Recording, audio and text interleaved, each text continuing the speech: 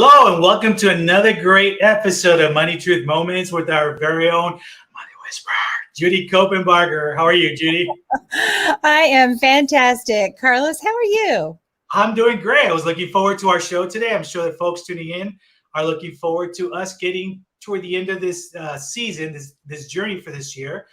And we got lots to talk to you guys about, too. If you're not following Judy, please do so at judycopenbarger.com. We're going to talk about our website. We're going to talk about some resources. But more importantly, I want to get to the show about the Copenbarger method. How are we going to start today's show? And some of the key things that you guys want to take some notes, share with family and friends. And I'll stop talking so we can get Judy's wisdom here going. So take us away on the Copenbarger method, please. Awesome. So this is your roadmap for the new year, the Copenbarger method, and it's very, very simple. A, B, C, D, E. If you can't remember that, we got a problem. So it's just an acronym for the 5 steps of really any process, but it helps so much with planning. And here we're talking about planning. We're talking about financial success, doing everything you need to do to end up where you want to be. And the ABCDE process will help you. So Copenbarger method, A stands for assess, assessment. So what do I need? And in a few moments, we'll get into the different areas of finance where you can go, oh yeah, I didn't know I needed that, but now I know there's a gap there. And there's something that I can do to make progress in that area of my financial life. So the first step is assess. Just take a really good inventory of where you are, what needs to happen. B stands for balance. So you need to balance what you want to do with what you can do realistically. So, of course, we'd all like to save $500,000 a month, but is that realistic, right? What can I afford? And it's not just what can I afford financially, what can I afford with my time? So some financial planning strategies actually take time rather than money. And so what can I afford time-wise? What can I afford financially? And balance those. That's your B. Then you get to C. C is the connection. Connect. How will I get there? Do I need to hire someone to help me? Do I need to invest an amount of money, maybe in a 401k at work? Do I need to apply for some kind of a investment or some kind of an insurance application?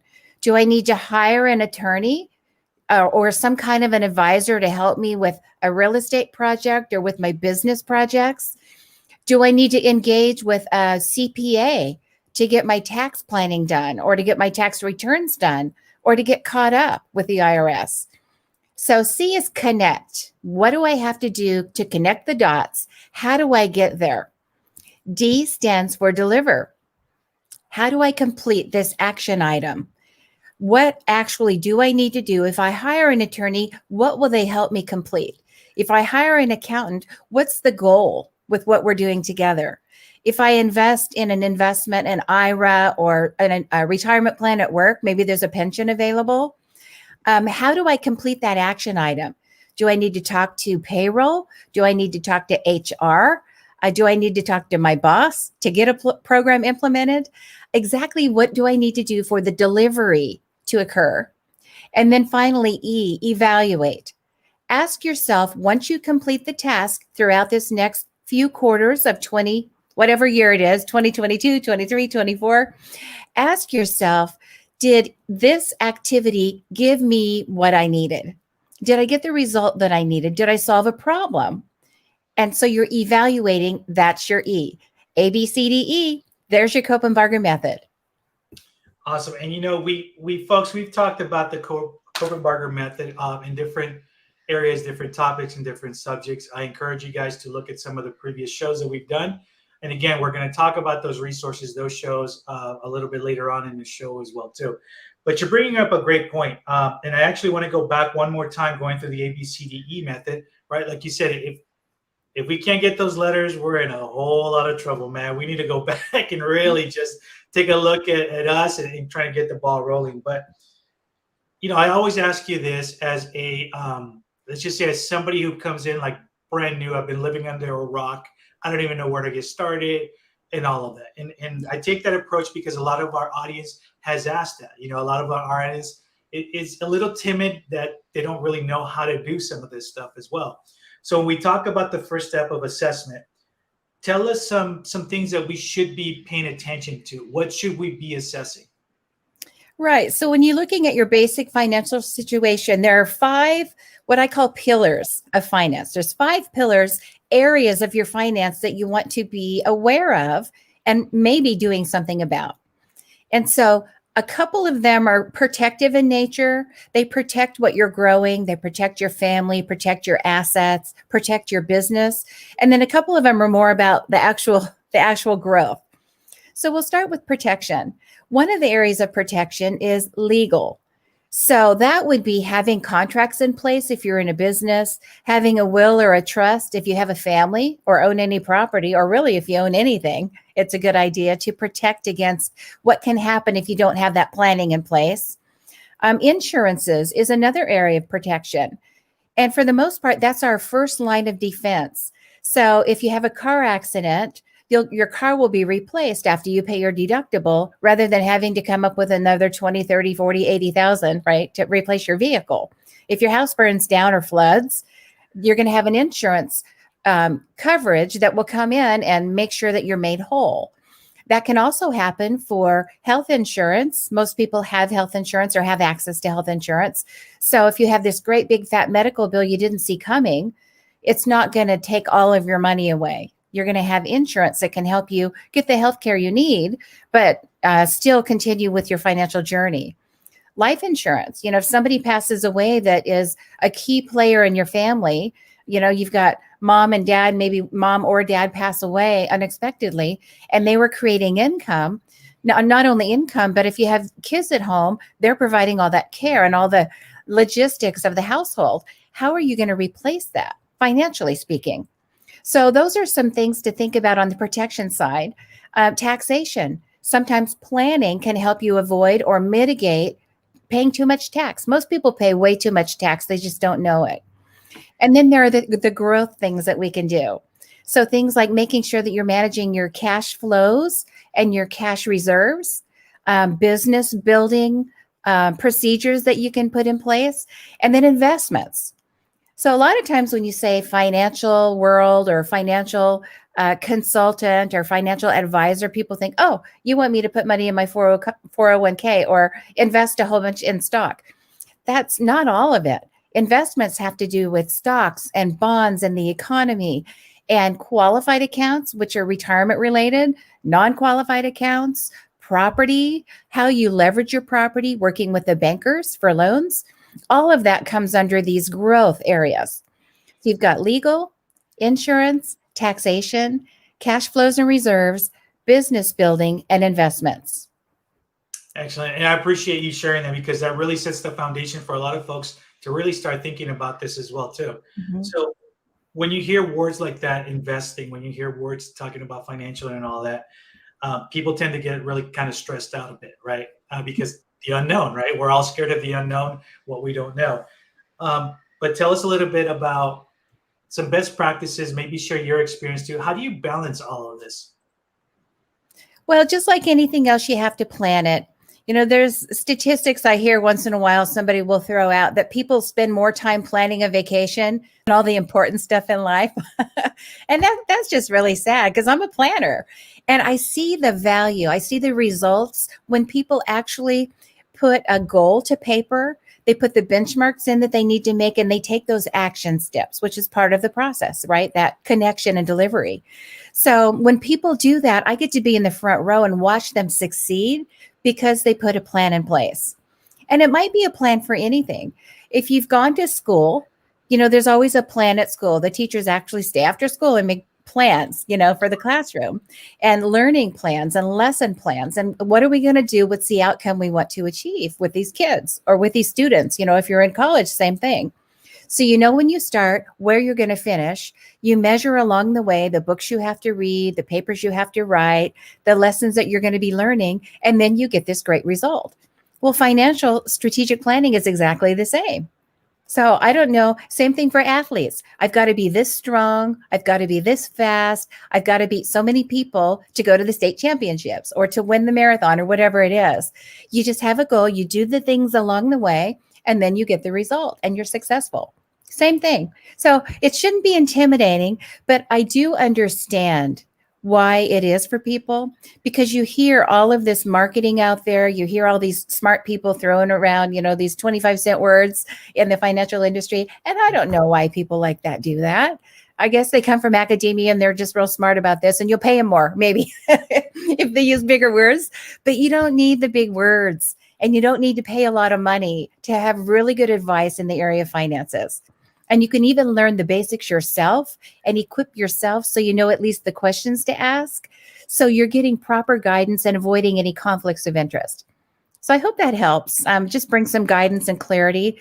But if there's any way to get rid of the fear and the intimidation around money, I hope that I can be a voice or a face that helps you get there.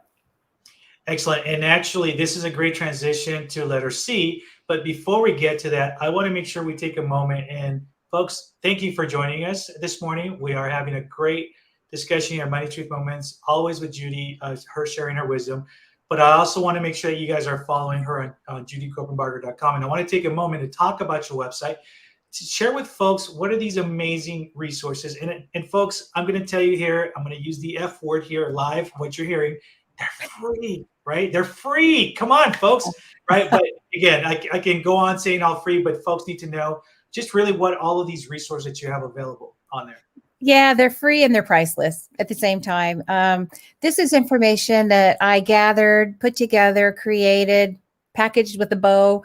Over 40 years of experience working with people, discovering concepts that work, just the basics. I've wrapped all those up in some great videos, some great articles, a whole collection on YouTube. There's, I don't know, 100 or so videos. So there's all kinds of information for every area of finance. If you want to know how a certain kind of interest works, if you want to know how to handle a mortgage, on your home, or should I lease or buy a car? At work, should I be doing a 403B, a 401k, a 457? What is all that? All those numbers, IRS numbers. What should I be doing with a will or a trust? If I get a trust, what kind of trust? And how much should I pay? And who should I hire? If anyone, maybe I don't need that at all. So all of these questions are answered in very simple concepts, a lot of visuals, a lot of stories where you go, oh yeah, the bears and the bulls, I get it now. And I get my statement and I know I haven't lost money because I remember the tuna can story. Oh yeah, I haven't really lost money. So it's those things that I've put together that I think are so valuable for people, that help them understand the basics and keep the complicated big fat words out of there. You can look them up if you want to, or go get a degree in finance if you want to. But most people, they just want to do their life. They want to be with their family, enjoy them on the weekends, go watch their sports, build their ministry, enjoy their neighbors in their church congregation. Most people just want to do their life. For me, I'm out with my chickens in the garden. So that's what I love to do, and just being with the family. I don't necessarily want to get up and read the Wall Street Journal for 3 hours every day. And most people I know don't. It's not bad if you want to do that. But most people, when you're helping them create their ideal life and visualize exactly who and what they want in their lives every day, it doesn't include studying financial concepts. For most people, it doesn't. It really doesn't. So why not delegate that to somebody that knows? Learn the very simple basics so you don't get hurt. I mean, you want to be smart about this, but it doesn't have to be complicated or scary. Also, talk a little bit about your online mastery program for folks. Oh, yeah. So all of this information is on the judycopenbarger.com website. And there you'll also find, the website is going to be there with Money, Truth, and Life Online Mastery Program. And you can connect right there and go watch all these courses, all these classes on all these issues for free. There's no that word, but it's free. Yeah. It's just designed to help people learn what they need to know to move forward wherever they are, whatever they want to do next. Whatever their next level is, just to make sure that they get there, and they know enough to know if they're not there. I think that's the first key, that assessment, right? Where am I? What do I need? It will help you understand what you need, and then you can just connect the dots to get there. Awesome. And again, folks, I am going to encourage you guys to visit the website, take a look at the resources. I know a lot of folks right now are getting ready for maybe some vacation time, some downtime. It's a great way for you to just fill in some of that time and, learn a lot more of what we've been talking about throughout this journey as well, too. It'll give you some stronger insight. It'll make you feel that much more comfortable and empowered when you are talking about finances and all that stuff, too. So, if you're just joining us, we are talking about the Copenbarger method, the ABCDE method. Judy's already gone through the ABCs on that. Actually, the AB, we're about to start C. And it's a great transition because we talked about, people's fear, the unknown. Who do you talk to about this, right? I don't know, Joe from Al from, Mike, whatever it is. And somebody says, well, this guy's good, or this guy's good, or that guy's not good. So already starting with that fear, what would you say when we're talking about the connection on letter C? Mm-hmm. What are some things that we need to really ask? What are some things that we should be aware of and red flags that, I'm just going to walk away because this isn't the right person for that? And I think folks would like to hear that as well. Well, usually you can kind of smell it, commission breath. Somebody that wants to sell you something because they get paid, on commission. Not that commissions are bad, but usually there's a conflict of interest just kind of naturally built into that. So if you're having somebody recommended for you or referred to you, I think if you use the method that we have for how to pick a person that can help you, it's the head, heart, hands, how method. And we have spoken about that on some other podcasts. I'd love for you to look it up if you're looking to hire someone or connect with someone that can help you. But, the head knowledge is important, where they went to school, how much they know, how much experience they have. The heart is that special alignment, like they get you. The hands is how they do it. What kind of staff do they have? What geographical reach do they have? What breadth do they have? Is it exactly what you need? And then the how do they go through their process? And is it a process that fits for you? So if someone's referring to you and you go through that process of kind of vetting someone or figuring out who to hire or who to engage with, I think that method would really help you when you're looking to the connection. Excellent. And I'm sure folks, again, make sure you are taking some notes because this is very valuable information that will help you prepare for next year as well, too. So we're going through the Copenbarger method. We've gone through A, B, C, and now we're going to get to D, the delivery, right? How do we make that happen? Well, that's the question. Delivery. How do we make it happen? You complete the action item. So it might be that you just gathered information to prepare for your taxes or to put together, like if you had an audit or if you owe taxes and you're trying to negotiate all of that, getting all that information together. The delivery might be something that you need to do at your house, like an action item you need to take on, which this is the great time of year to do because we're planning for clean slate for all of next year. So it's a great time to work on that delivery, any of those unfinished pieces. Some people have downtime over the holidays. Some people get really busy. But if you have downtime, it's a good time to kind of get all that delivery going, those action items that are in your court. But it also might be completing an action item. It might be putting on your calendar something for next quarter, first part of next year. What am I going to do? Do I need to hire somebody? Do I need to vet for a new attorney or a new CPA or a new financial advisor? Do I need to go ahead and get some strategic planning put in place? What is it that I need to do? Make an appointment? Do I need to finish work that I've started with someone? Maybe it's as simple as having a conversation with your spouse or your kids or your parents, getting that delivery going. So completing the action item is a big thing. If you start and talk about it and plan, but never have that delivery, never have that finished, the box checked, you're really not going to be making super progress. So delivery is key. So I'm going to sidestep a little bit because you talked about taxes. We're talking about how to get prepared for next year as well too. From what you've seen in your experience, what are sometimes things that people forget when they're trying to gather their things for taxes, things for their finances, that sometimes it's like, oh, I should have thought of putting this in and so forth. Maybe you can share a couple of examples for folks to just be aware of what not to forget. Yeah. Well, taxes are so complex. Of all of the law that we have in the United States, the tax law is the most complicated. It has the most moving parts. It has the most courts, dealing with it. It has the most, the most complexity. So it's crazy. But, just for regular people, a lot of times they forget things like if you're charitably minded, if you're working with maybe you're teaching at the preschool, nonprofit preschool down the road, or helping out in the class, if you make cookies for Sunday school, if you volunteer for Boy Scouts, or if you coach a team, all of those things, if you're dealing with a nonprofit, a lot of your time and effort can be deductible. Even mileage, when you're serving, like if you're a coach of a nonprofit soccer team and you're driving to and from the field 2, 3, 4 times a week, you might be able to write off those expenses, those miles. So take it. And if you're putting money out of your pocket, and most people that are serving, most people that are dealing with kids, they do. Teachers are always taking out of their pocket money for things in the classroom, art supplies or extra pencils or whatever it is. And when you're volunteering with kids or special needs folks, there's always something that you want to do. Those are deductible expenses, and people forget about that.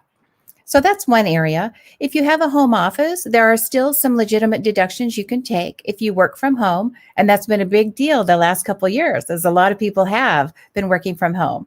And if the expenses that you have are not reimbursed by an employer, like maybe it's your own business or it's something extra Wi-Fi you needed or something, you can take those deductions. So right now, those are things that people think, I've never taken that before. I didn't know. So that's something. Another thing is, this time of year, we've got a little bit of time left in December for people to think about end of year deductions that they could take, final distributions that they can make from their IRA that will not be taxed to go to charity, or just cash contributions to their favorite charities is a great thing to do while there's time. Another thing is, if you haven't completed your IRA contribution, or your 401k contribution is not all the way to the top of the bucket, there might be things you can do to add extra contributions that go in your pocket later for retirement that you can do between now and the end of the year. So while there's still time, you might look into that. Maybe that's one of those connections that you need to make really soon. And I really appreciate you taking the time to share that, Judy, because I know that there's folks, again, you don't think about the how much time you donate to charities, how much time you do for this, you do for that. And it just doesn't dawn on you, oh, maybe I can utilize this to help offset some of that. So moving right along, let's touch on evaluating, right? So we've gone through the process of A, B, C, and D. Let's just say, for example, A is not working or C is not working properly. Walk us through how to really take a good look at how to evaluate this. Yeah. So it's just asking yourself, did it give me what I need? Did this activity get me there? Did this connection work? The person I hired, is that exactly the right person that I need? If I bought some insurance, or if I signed up for a 401k, is it exactly what I need? Is it working? Will it get me where I want to go? So you want to ask that question, and that's how you evaluate. Excellent. And again, folks, thank you for joining us. If you haven't followed Judy, please do so at judycopenbarger.com. We've been talking about the Copenbarger method. We've gone through the A, B, C, D, and E of the method. So I encourage you guys, if you're just joining us, to make sure that you take a look at the beginning of the show, because there's a lot of great information. I also want to, again, encourage you guys to visit judycopenbarger.com for all of the free resources that are available, videos, online mastery program as well, too. And also, I want to take a moment for our favorite part of the show, which is...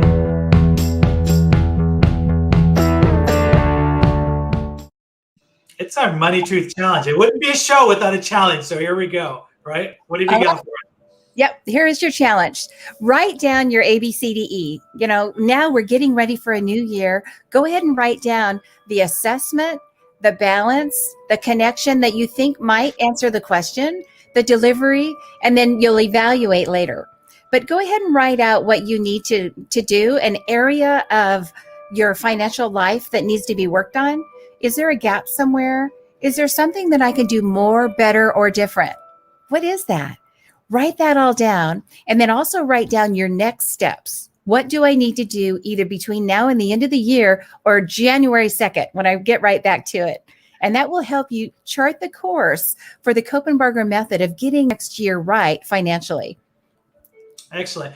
So I want to end this show with a little teaser for you guys. I want to make sure that you guys tune in next week. It is going to be a fantastic show, but I'm going to let Judy talk a little bit about what you can expect next week. Absolutely. Don't miss it. Now that we've talked about the ABCDE plan, the Copenbarger method, we're actually going to give you samples of that. We're going to walk you right through the 4 quarters of this next year, what you need to do the first quarter, and then by the end of March, the goal there. Second quarter, by the end of June, the goal there. And then the same thing for the fall and then going into the winter. So we're going to walk you through several areas of finance, and it might be a template that you could use to make sure that you're successful as you get into this next new year. And again, folks, you don't want to miss it because it's a great roadmap for you to start the year off right with the right tools, empowered, get that fear gone as well. So again, I want to thank you guys for joining us today. Judy, any last parting words? Well, just go into this holiday season with love, with connection, with all the important things in life front of mind. I think that will serve you well as you complete this year. Excellent. Excellent. Thank you, Judy. And I will see you next Tuesday. Folks, remember, you have to tune in next Tuesday. Please share out the stream. You really don't want to miss such a great episode. There is going to be a lot to cover. And again, just share it with your friends and family as well. And until next Tuesday, we'll see you guys. Stay safe out there.